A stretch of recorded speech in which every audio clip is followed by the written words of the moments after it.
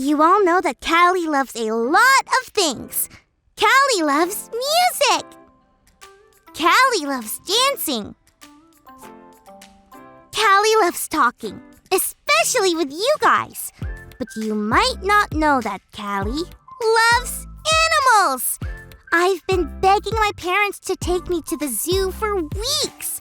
I'm sure they will soon, but to get ready for that trip to the zoo, we have a very special guest today. You might remember her. She has been here before.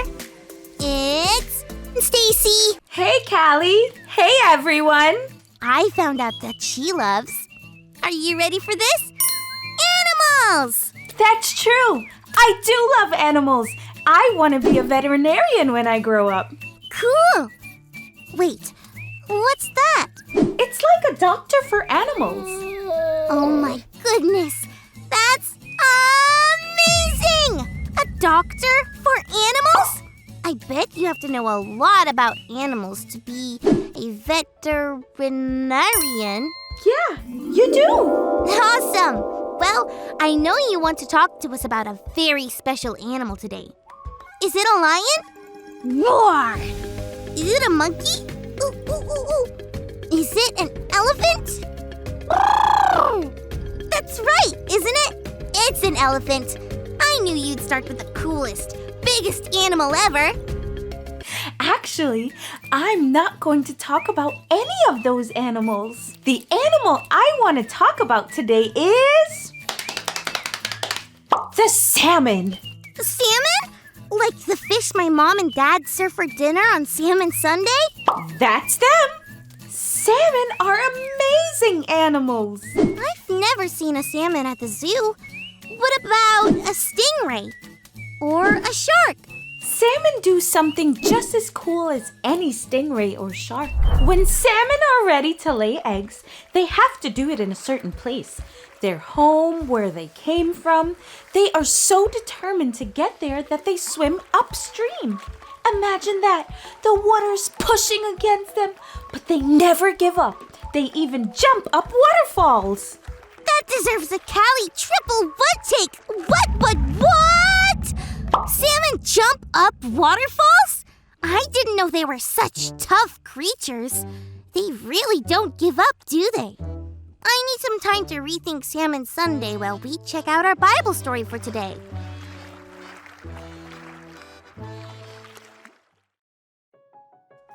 Today's story comes from the book of Daniel, chapter 1.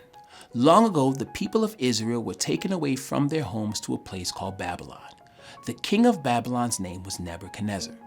King Nebuchadnezzar wanted some of his prisoners to work for him in the palace, but he only wanted the very best. A young man named Daniel and his friends were chosen to serve the king.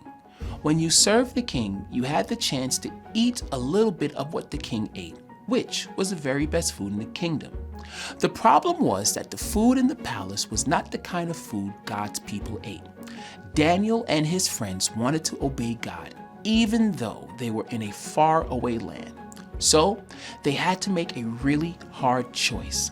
Not eating what the king gave them could get Daniel and his friends in big trouble because no one around them really cared about God's rules. It would have been easy for Daniel to give up on obeying God and to simply eat what was given. But he didn't. Daniel refused to eat the food that he wasn't supposed to. He told the guards that he and his friends would only eat vegetables and water for 10 days. When they did, they were healthier and stronger than anyone else.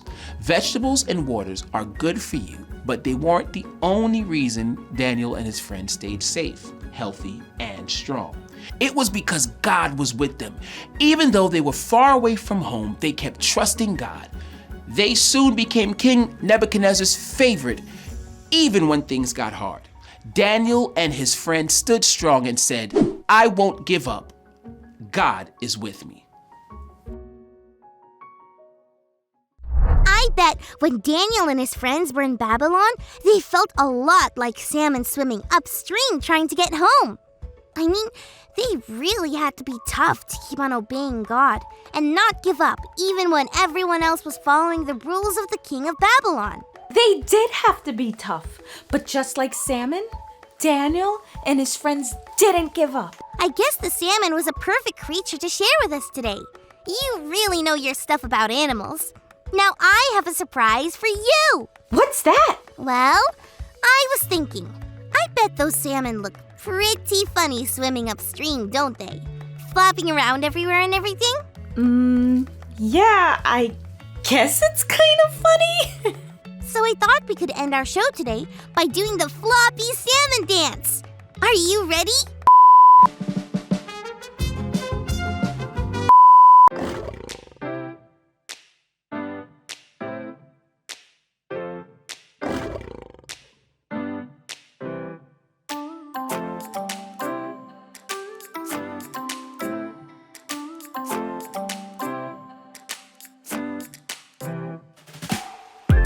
It might be dark. Was that a bark? What can I do? If I feel afraid, what should I do? Shadrach, Meshach, and Abednego prayed to God to not let go. Daniel in the lion's den, they trusted God, so I will then hear me roar. My God is with me. Hear me roar.